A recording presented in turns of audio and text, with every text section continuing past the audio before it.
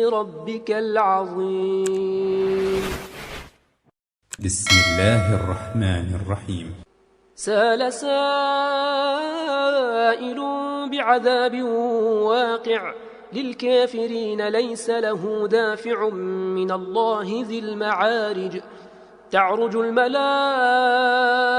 والروح إليه في يوم كان مقداره 50,000 سنة فاصبر صبرا جميلا إنهم يرونه بعيدا ونراه قريبا.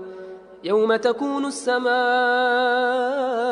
كالمهل وتكون الجبال كالعهن ولا يسأل حميم حميما يبصرونهم يود المجرم لو يفتدي من عذاب يومئذ ببنيه وصاحبته وأخيه وفصيلته التي تؤويه ومن في الأرض جميعا ثم ينجيه.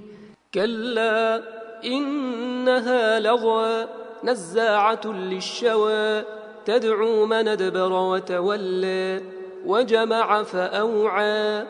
إن الإنسان خلق هلوعا إذا مسه الشر جزوعا وإذا مسه الخير منوعا إلا المصلين الذين هم على صلاتهم دائمون والذين في أموالهم حق معلوم للسائل والمحروم والذين يصدقون بيوم الدين والذين هم من عذاب ربهم مشفقون. إن عذاب ربهم غير مامون. والذين هم لفروجهم حافظون إلا على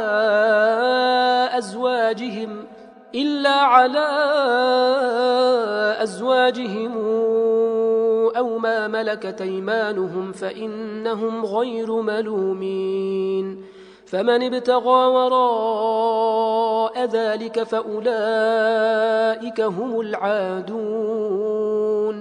والذين هم لأماناتهم وعهدهم راعون والذين هم بشهادتهم قائمون